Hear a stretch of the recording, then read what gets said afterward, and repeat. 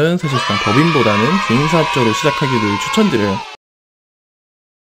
채널 해외 구매 대행 공대표 해공대 인사올립니다. 대다수의 구독자분들이 사실상 개인 사업자이긴 하겠지만 몇몇 분들께서 개인 사업자 카드 말고 해외 구매 대행 같은 경우에 법인 카드가 어떤 게 좋냐고 물으시는 분들이 조금 계셨어요. 그래서 오늘은 한번 S51 법인 카드에 대해서 얘기를 드려볼게요. 일단 이 얘기에 앞서서 많은 분들이 항상 묻는 것 중에 하나가 캐시백 카드가 좋아요, 마일리지 카드가 좋아요 묻는데 사실상 이거는 개인의 역량이기 때문에 그거에 대해서는 조금 이따 뒤쪽에서 얘기를 한번 또 드릴게요. 처음 시작하는 분들에게 드리고 싶은 말씀은 해외 구매 대행 뿐만 아니라 대부분의 사업에서는 사실상 법인보다는 개인 사업자로 시작하기를 추천드려요. 우리가 법인 사업자 같은 경우에는 뭐 세금 덜 낸다 이런 얘기를 듣기 때문에 내 매출이 클 때를 대비해서 시작하는 분들이 있는데 실제로 법인 사업자와 개인 사업자를 각각 운영하는 입장에서 이제 법인 사업자 같은 경우에는 준비할 서류가 너무너무 많아요. 예를 들어서 은행에 갖다 칠게요. 은행에 가면은 개인 사업자는 내거 뭐 예를 들어서 사업자 등록증과 그다음에 대표 주민등록증 이런 거만 갖고 가면 되는데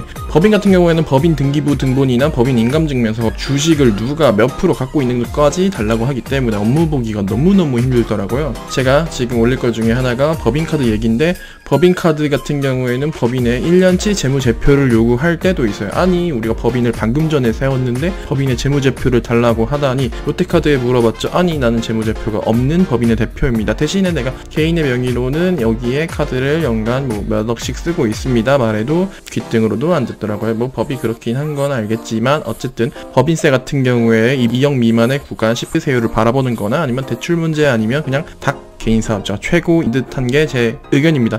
이건 다를 수도 있고요. 어쨌든 오늘 설명해 볼 카드는 우리 S51 카드예요. 이 카드 같은 경우에는 연회비가 5만원짜리 그리고 연간 2천만원 이상 결제 시에는 다음 해까지는 면제가 되고요. 가장 핵심은 해외 결제권 같은 경우에 500원 이 마일리지에 대한항공 마일리지가 적립된다는 거예요. 일반적으로 개인 카드 같은 경우에 제가 기존에 추천하고 있던 롯데 스카이패스 더드림이 1000원당 이 마일리지인 거에 비해서는 조금 피팅률이 떨어진다고 할 수 있죠. 대략 750원 1마일리지이기 때문에 1마일리지를 20원 정도로 측정하는 대한항공 마일리지 특정상 이트의 피킹률을 보인다고 할 수 있어요. 국내 결제권 역시도 500원 1.5 대한항공 마일리지가 적립되기 때문에 이트 피킹률 정도라고 보는 거가 좋다고 생각하고요. 법인카드 치고는 괜찮은 편이에요. 1년에 최대 6만 마일리지까지 적립이 되기 때문에 국내 기준으로는 연간 6천만원 이하의 결제를 할 때 또는 월 500만원 이하로 카드를 결제할 때 최대치의 마일리지를 적립할 수 있다고 보시면 되고요. 소규모 법인이라면은 꽤나 괜찮은 카드라고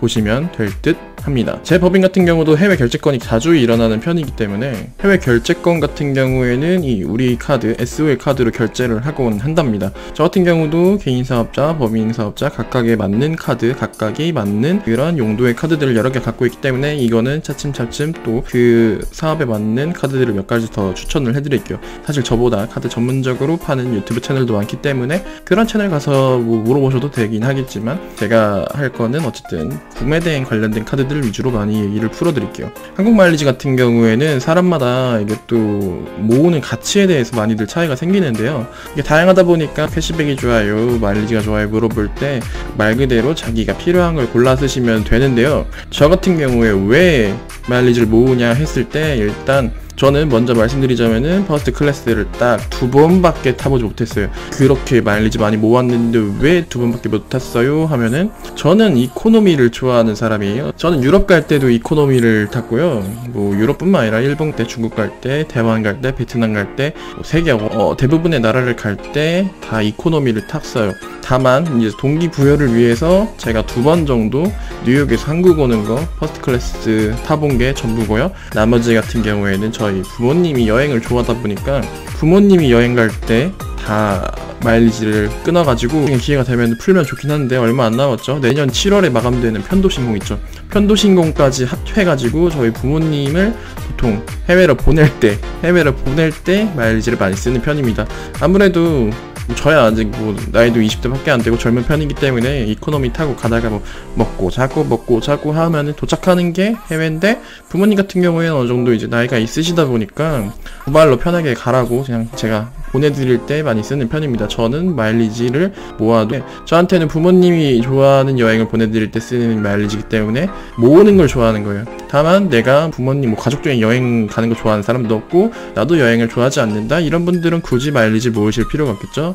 캐시백, 돈이 사실상 모을 때 제일 좋다고 저도 생각은 합니다. 특수한 경우가 아닌 이상은요. 그리고 사실상 요거에 대해서도 좀 더 얘기를 드릴 게 법인에서 모일 마일리지, 특히나 개인 사업자는 좀 덜한 편인데요. 법인에서 모인 항공 마일리지 같은 경우에는 법인의 수익으로 봐야 되기 때문에 법인 카드로 쌓인 거는 정식적으로 해외 출장 갈 때만 사용하길 권장한다고 제 세무사무소에서도 말을 해주셨고 저도 그렇게 알고 있어요. 이거는 저뿐만 아니라 지역 세무서나 자기가 기장을 맡기고 있는 세무사무소에도 물어보시면 답을 주실 거고요. 오늘은 우리 카드의 법인 추천 카드 스카이패스 S51 카드에 대해서 적어봤습니다. 그리고 영상 끄기 전에 아주 짧게 얘기를 해보자면은 무역에 관심 있는 분들은 정보를 하나 드리자면은 유튜브 무역사전님이 클래스 101에 진출하시더라고요. 축하드려요. 유튜브님이 초대해 주셔가지고 그 무역 관련된 내용을 들으러 다녀왔는데 꿀같은 시간이었기 때문에 관심 있는 분들은 한번 유튜브 무역사전님 채널 가셔서 클래스 101에 관련된 내용을 들어보시는 도움이 될 것 같습니다. 지금까지 돈 버는 채널 해외 구매 대행 공대생 대표 해공대 인사올립니다. 좋아요, 댓글, 영상 공유는 크리에이터에게 큰 힘이 됩니다. 안녕.